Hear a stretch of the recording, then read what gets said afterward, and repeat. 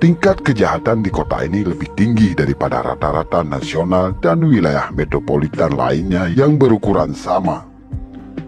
Dengan lebih dari 2 kali lebih banyak kematian akibat overdose obat dibandingkan kematian akibat pembunuhan pada tahun-tahun sebelumnya. Sebagian besar masalah Philadelphia berasal dari tingkat kejahatan dan penyalahgunaan obat di Kensington. Karena tingginya jumlah obat di Kensington, lingkungan ini memiliki tingkat kejahatan obat 3,57%, tingkat tertinggi ketiga berdasarkan lingkungan di Philadelphia.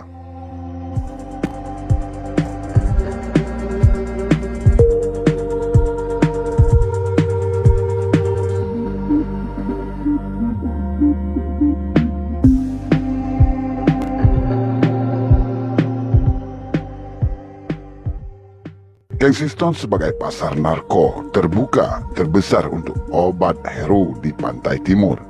Ini dikenal memiliki obat hero termurah dan paling murni di wilayah ini, dan merupakan pemasok utama untuk dealer di Delaware, New Jersey, dan Maryland.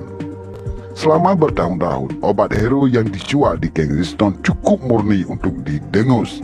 Tetapi musim panas itu, obat hero itu dicampur dengan jumlah fentanyl yang tidak terduga.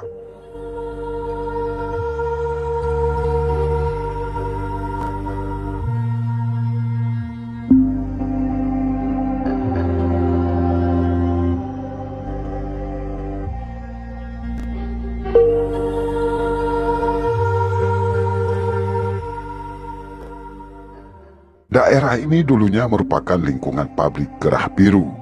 Kensington sangat hancur ketika diindustrialisasi melanda daerah itu pada tahun 1950-an. Lingkungan Philadelphia tidak memiliki batas yang ditetapkan secara resmi dan bagian timur laut kota, termasuk Kensington Barat. Kensington Timur, rumah-rumah berubah menjadi sarang obat.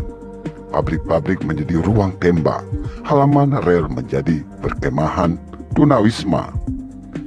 Sebagian besar penduduk, banyak dari mereka adalah keluarga imigran yang datang ke Kensington untuk kehidupan yang lebih baik, tidak memiliki sarana untuk berpindah.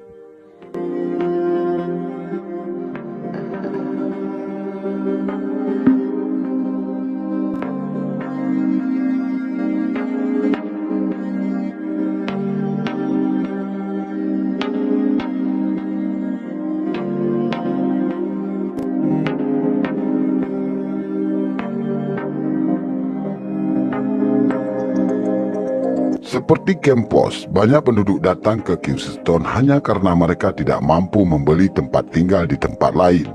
Dan meskipun banyak yang menyatakan empati kepada para pengguna, mereka juga ingin mereka pergi. Banyak orang pertama kali datang ke Kensington karena kecelakaan mobil atau operasi membuat mereka kecanduan obat penghilang rasa sakit. Kemudian, ketika mereka tidak mampu lagi membelinya, mereka beralih ke obat hero. Mereka yang kecanduan menggunakan 10 kali atau lebih dalam sehari, sehingga mereka bersikap dan bersifat seperti zombie. Orang-orang bersepeda masuk dan keluar dari rumah pemulihan, pusat perawatan dan tempat penampungan Kensington.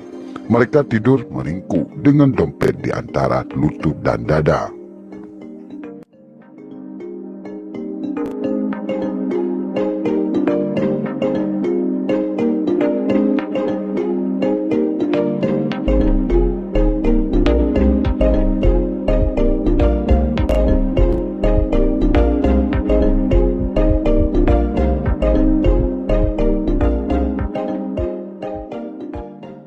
Mereka lebih mudah menjadi tunawisma. Mereka mendapatkan bantuan di sini, mendapatkan makanan, semua yang mereka miliki diberikan dari seseorang. Obat-obatan ada di sini. Mereka lebih dekat dan lebih murah. Orang-orang mengira mereka bersenang-senang di sini. Dengan tekanan dari lingkungan kota menuju untuk memindahkan pecandu tunawisma dari terowongan direktur kantor layanan tunawisma di kota itu, menggambarkan perkemahan Underspace sebagai salah satu aspek paling kompleks dan menantang dari krisis opioid Philadelphia. Pakaian, sampah, dan sisa-sisa barang seadanya rumah-rumah di sepanjang rel yang ditinggalkan di dekat jalan bawah tanah.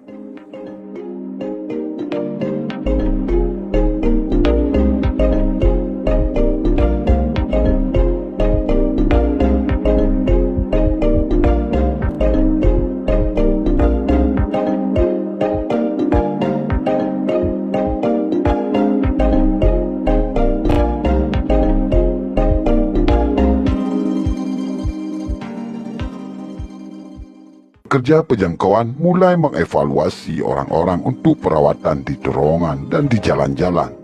Terkadang pecandu meninggal di Kingston dan tidak ada yang mengklaim mayatnya. Jenazahnya dikuburkan tanpa pemakaman. Beberapa warga berduka dengan cara seperti itu. Mereka menulis nama-nama orang mati di dinding atau menjahit tambalan dengan potret ke selimut. Peringatan kecil mulai muncul di tanah dekat arel kereta api dan di taman di sepanjang Kensington Avenue, dekat dengan tempat yang disebut para pecandu sebagai rumah mereka.